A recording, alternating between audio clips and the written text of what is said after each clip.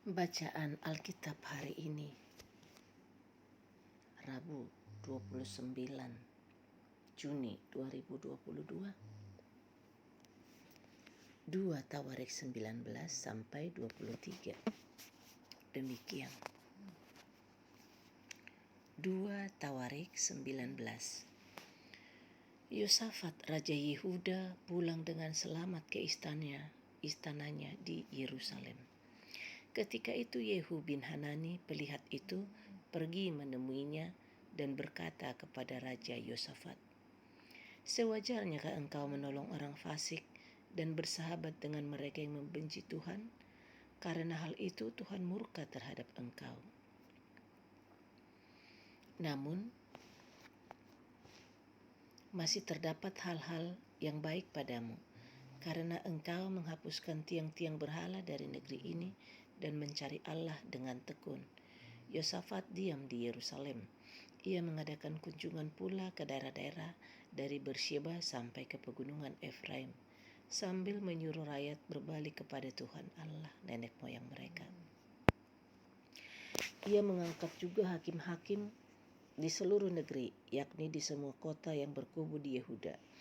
Di tiap-tiap kota, berpesanlah ia kepada hakim-hakim itu, "Pertimbangkanlah apa yang kamu buat, karena bukanlah untuk manusia kamu memutuskan hukum, melainkan untuk Tuhan yang ada beserta kamu bila kamu memutuskan hukum. Sebab itu kiranya kamu diliputi oleh rasa takut kepada Tuhan. Bertindaklah dengan seksama, karena berlaku curang, memihak ataupun menerima suap tidak ada pada Tuhan Allah kita." Juga di Yerusalem, Yosafat mengangkat beberapa orang dari antara orang Lewi, dari antara para imam, dan dari antara para kepala puak Israel untuk memberi keputusan dalam hal hukum Tuhan dan dalam hal perselisihan. Mereka berkedudukan di Yerusalem. Ia memerintahkan mereka, "Kamu harus bertindak dengan takut akan Tuhan, dengan setia dan dengan tulus hati demikian. Dalam setiap perkara yang disampaikan kepada kamu oleh rekan-rekanmu yang tinggal di kota-kota, yakni perkara-perkara mengenai penumpahan darah atau mengenai hukum, perintah, ketetapan-ketetapan dan peraturan-peraturan, hendaklah kamu memperingatkan mereka supaya mereka jangan bersalah terhadap Tuhan, sehingga murkanya menimpa kamu dan rekan-rekanmu. Hendaklah kamu berbuat demikian dan kamu tidak akan bersalah. Dengan ini imam kepala Amaria diangkat sebagai ketuamu dalam segala perkara ketuhanan, dan Zebaja bin Ismail pemuka kaum Yehuda dalam segala perkara kerajaan. Sedang orang Lewi akan melayani kamu sebagai pengatur. Bertindaklah dengan tegas, kiranya Tuhan menyertai orang yang tulus ikhlas."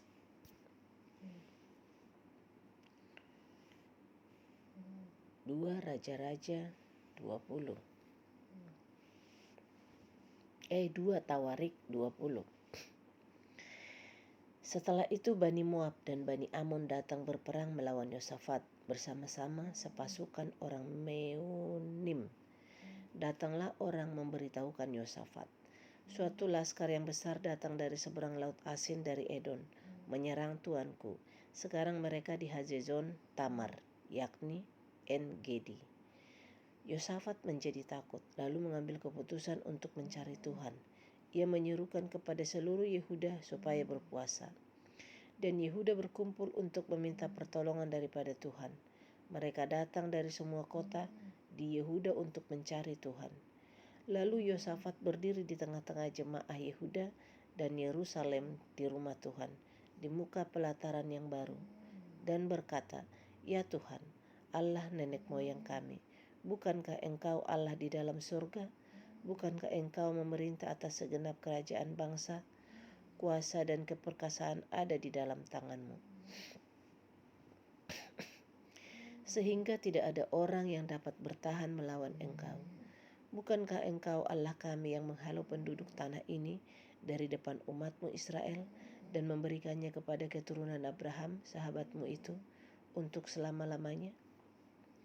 Lalu mereka mendiami tanah itu dan mendirikan bagimu tempat kudus untuk namamu, kata mereka.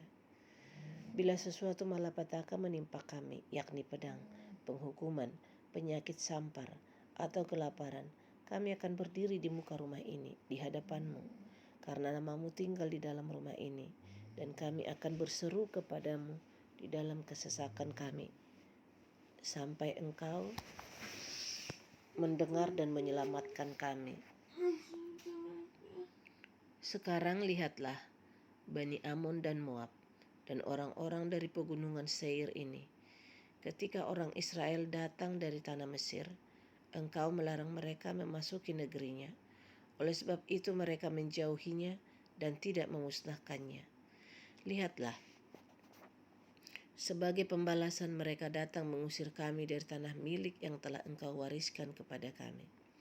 Ya Allah kami, tidakkah engkau akan menghukum mereka?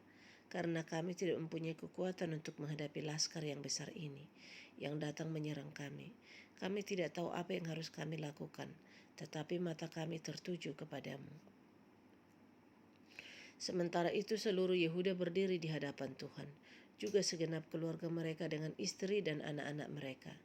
Lalu Yahaziel bin Zakaria bin Benaya bin Matanya, seorang Lewi dari Bani Asaf, dihinggapi roh Tuhan di tengah-tengah jemaah, dan berseru, camkanlah hai seluruh Yehuda dan penduduk Yerusalem, dan tuanku Raja Yosafat, beginilah firman Tuhan kepadamu, janganlah kamu takut dan terkejut karena laskar yang besar ini, sebab bukan kamu yang akan berperang melainkan Allah.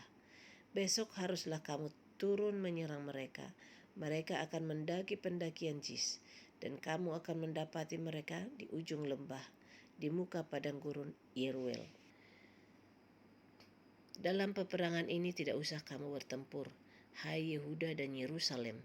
Tinggallah berdiri di tempatmu dan lihatlah bagaimana Tuhan memberikan kemenangan kepadamu. Janganlah kamu takut dan terkejut. Majulah besok menghadapi mereka. Tuhan akan menyertai kamu. Lalu berlututlah Yosafat dengan mukanya ke tanah. Seluruh Yehuda dan penduduk Yerusalem pun sujud di hadapan Tuhan dan menyembah kepadanya. Kemudian orang Lewi dari Bani Kehat dan Bani Korah bangkit berdiri untuk menyanyikan puji-pujian bagi Tuhan Allah Israel dengan suara yang sangat nyaring. Keesokan harinya, pagi-pagi mereka maju menuju padang gurun Tekoa. Ketika mereka hendak berangkat, berdirilah Yosafat dan berkata, dengar ya hai Yehuda dan penduduk Yerusalem, percayalah kepada Tuhan Allahmu dan kamu akan tetap teguh. Percayalah kepada nabi-nabinya dan kamu akan berhasil. Setelah ia berunding dengan rakyat, ia mengangkat orang-orang yang akan menyanyi nyanyian untuk Tuhan dan memuji Tuhan dalam pakaian kudus yang semarak pada waktu mereka keluar di muka orang-orang bersenjata, sambil berkata, nyanyikanlah nyanyian syukur bagi Tuhan, bahwasanya untuk selama-lamanya kasih setianya.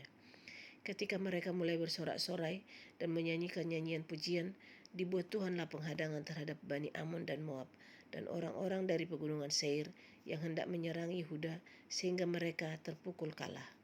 Lalu Bani Amon dan Moab berdiri menentang penduduk pegunungan Seir, hendak menumpas dan memunahkan mereka. Segera sesudah mereka membinasakan penduduk Seir, mereka saling bunuh-membunuh. Ketika orang Yehuda tiba di tempat peninjauan di padang gurun, mereka menengok ke tempat laskar itu. Tampaklah semua telah menjadi bangkai berhantaran di tanah. Tidak ada yang terluput. Lalu Yosafat dan orang-orangnya turun untuk menjara barang-barang mereka. Mereka menemukan banyak ternak, harta milik, pakaian dan barang-barang berharga. Yang mereka rampas itu lebih banyak daripada yang dapat dibawa. 3 hari lamanya mereka menjara barang-barang itu, karena begitu banyaknya. Pada hari keempat mereka berkumpul di lembah pujian. Di sanalah mereka memuji Tuhan. Dan itulah sebabnya orang menamakan tempat itu lembah pujian hingga sekarang. Lalu pulanglah sekalian orang Yehuda dan Yerusalem dengan Yosafat di depan. Mereka kembali ke Yerusalem dengan sukacita karena Tuhan telah membuat mereka bersukacita karena kekalahan musuh mereka. Mereka masuk ke Yerusalem dengan gambus dan kecapi dan nafiri lalu menuju rumah Tuhan. Ketakutan yang dari Allah menghinggapi semua kerajaan negeri-negeri lain ketika mereka mendengar bahwa Tuhan yang berperang melawan musuh-musuh Israel. Dan kerajaan Yosafat amanlah, karena Allahnya mengaruniakan keamanan kepadanya di segala penjuru. Yosafat memerintah atas Yehuda, ia berumur 35 tahun pada waktu ia menjadi raja, dan 25 tahun lamanya ia memerintah di Yerusalem. Nama ibunya ialah Ajuba, anak Silhi. Ia hidup mengikuti jejak Asa ayahnya, ia tidak menyimpang daripadanya dan melakukan apa yang benar di mata Tuhan. Hanya bukit-bukit pengorbanan tidak dijauhkan. Bangsa itu belum mengarahkan hatinya kepada Allah nenek moyang mereka. Selebihnya dari riwayat Yosafat, dari awal sampai akhir, sesungguhnya semuanya itu tertulis di dalam riwayat Yehu bin Hanani, yang tercantum di dalam kitab Raja-Raja Israel. Kemudian Yosafat Raja Yehuda bersekutu dengan Ahazia, Raja Israel yang fasik perbuatannya. Ia bersekutu dengan Ahazia untuk membuat kapal-kapal yang dapat berlayar ke Tarsis. Kapal-kapal itu dibuat mereka di Ezion Geber. Tetapi Eliezer bin Dodawa dari Mereza bernubuat terhadap Yosafat, katanya, karena engkau bersekutu dengan Ahazia maka Tuhan akan merobohkan pekerjaanmu. Lalu kapal-kapal itu pecah dan tak dapat berlayar ke Tarsis.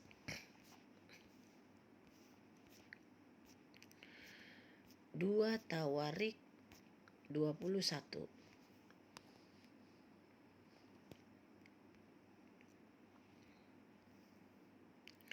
Kemudian Yosafat mendapat perhentian bersama-sama dengan nenek moyangnya, dan ia dikuburkan di samping nenek moyangnya di kota Daud.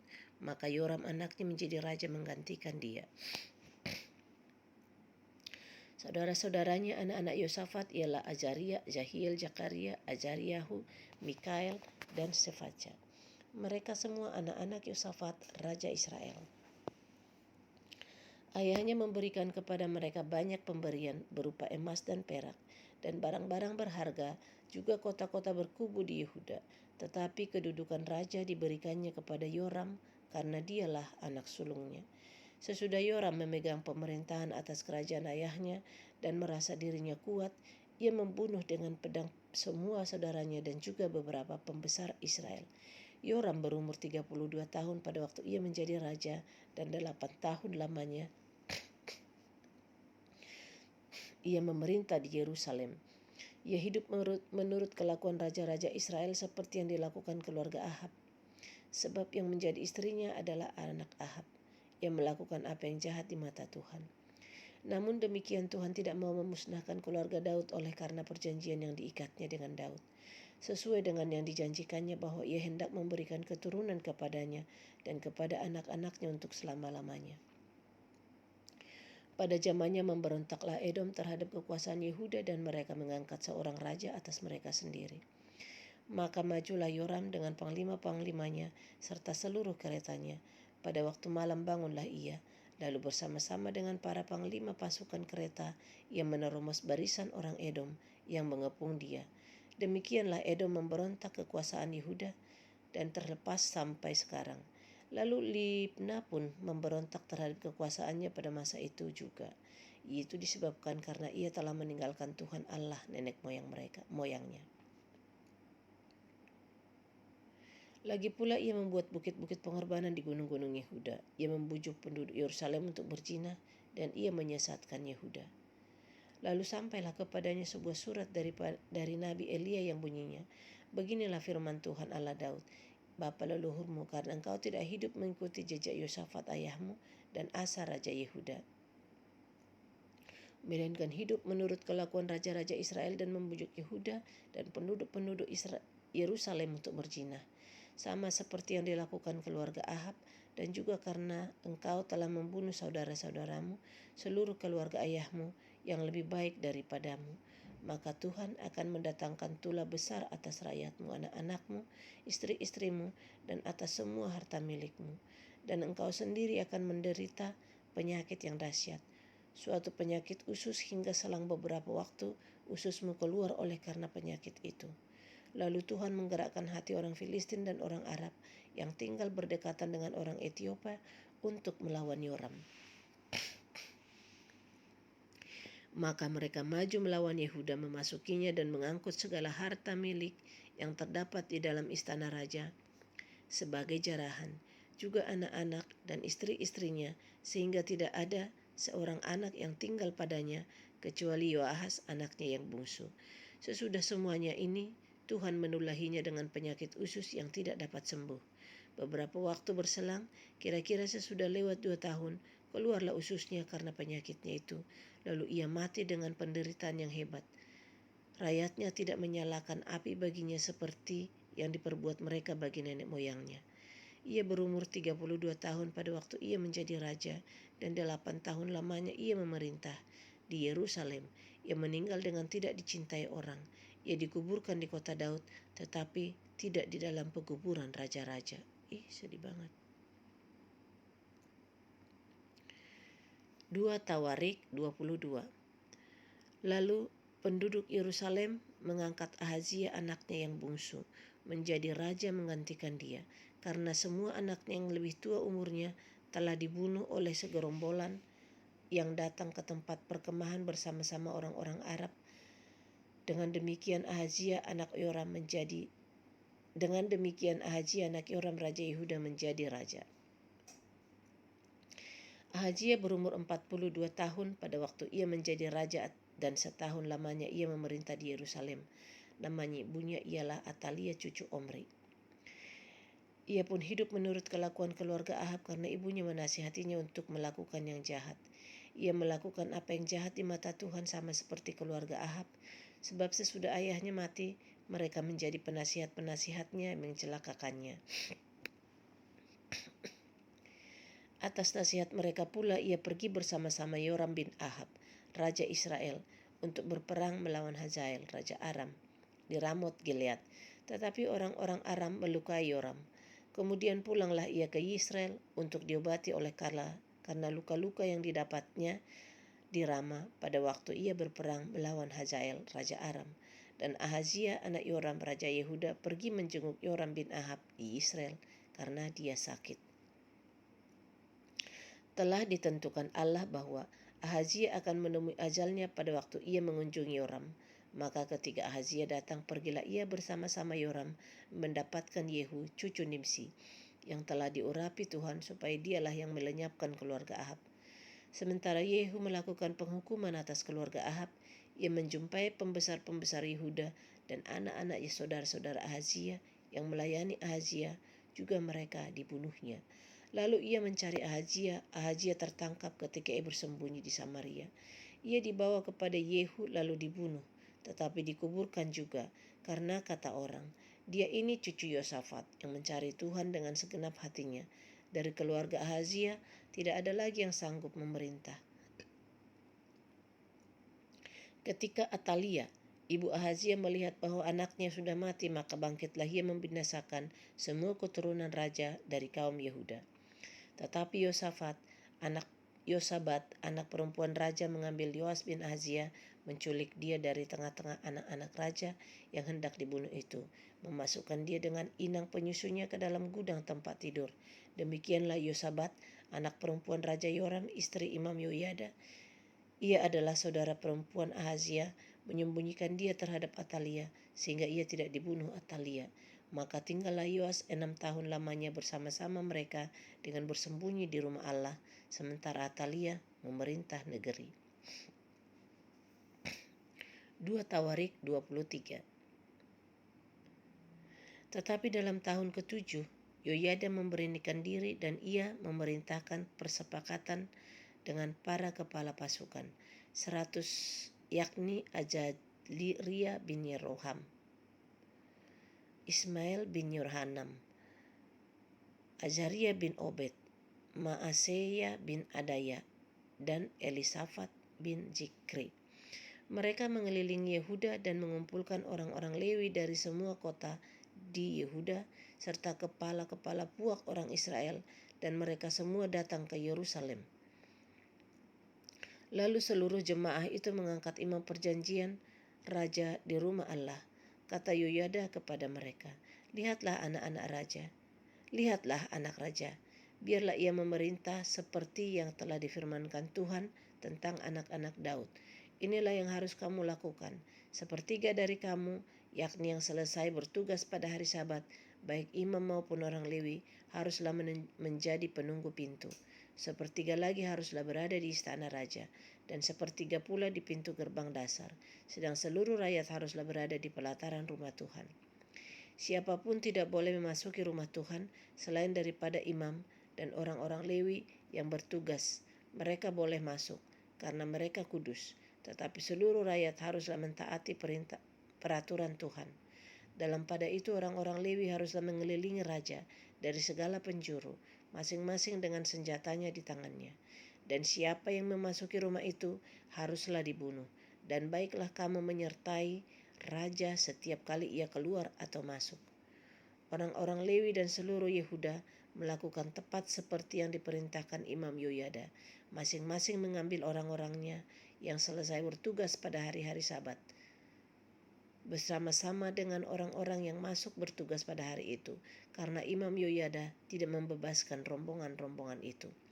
Lalu Imam Yoyada memberikan kepada para kepala pasukan 100 itu tombak-tombak, utar-utar dan perisai-perisai kepunyaan Raja Daud yang ada di rumah Allah. Ia menempatkan seluruh rakyat masing-masing dengan lembing di tangannya, di lambung kanan sampai ke lambung kiri rumah itu, dan mengelilingi mesbah dan rumah itu untuk melindungi raja. Sesudah itu, Yoyada dan anak-anaknya membawa anak-anak itu keluar. Sesudah itu Yoyada dan anak-anaknya membawa anak raja itu keluar, mengenakan jejamang kepadanya dan memberikan hukum Allah kepadanya. Mereka menobatkan dia menjadi raja atas serta mengurapinya. Lalu berseluruh rakyat, hiduplah raja. Ketika Atalia mendengar pekik rakyat yang berlari-lari menyambut raja dan memuji-muji dia, pergilah ia mendapatkan rakyat itu ke dalam rumah Tuhan.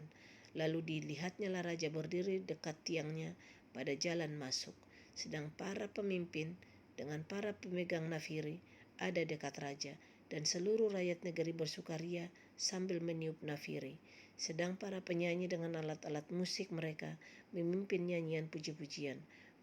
Maka Atalia mengoyakkan pakaiannya sambil berkata, "Khianat, khianat." Tetapi Imam Yoyada menyuruh keluar para kepala pasukan 100, yakni orang-orang yang mengepalai tentara. Katanya kepada mereka, "Bawalah dia keluar dari antara barisan. Siapa yang memihak kepadanya harus dibunuh dengan pedang." Sebab imam itu telah berkata tadinya, "Jangan kamu membunuhnya di rumah Tuhan." Lalu mereka menangkap perempuan itu. Pada waktu ia sampai ke jalan masuk istana raja, pada pintu gerbang kuda, dibunuhlah ia di situ. Kemudian Yoyada mengikat perjanjian antara dia dengan segenap rakyat dan raja, bahwa mereka menjadi umat Tuhan.